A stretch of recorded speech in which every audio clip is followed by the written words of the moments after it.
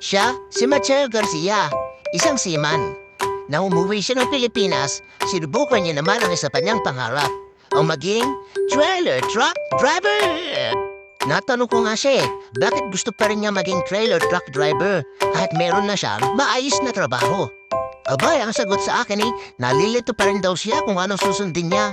Kung ang puso ganiyaw ang isip niya, ayos nga rin talagang bumalat ang mga marino Bata pa lang daw siya ay humahanga na siya sa mga nagmamalawan ng trailer truck.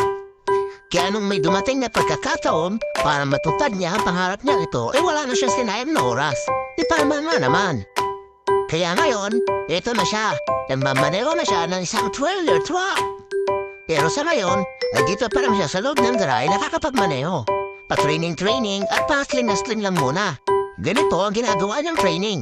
Iniikot niya muna ang buong garay at aatras pabalik dito sa kanyang ginawang obstacle. Mas masikip daw, mas maganda. Para daw pagdating niya sa maluwag na atrasan, ay hindi na siya gaano mahihirapan. Ako naman niya pabalik-balik sa gear niya. Kunyari tinuturuan ko siya at hindi naman talaga ako marunong mag-drive ng trailer. Sayang din kasi ang uniform po hindi matapawisan.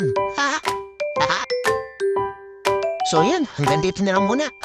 Ipopost ko lang sa isang araw ang update to sa mga aplikanteng driver na nag-orientation. Maraming salamat!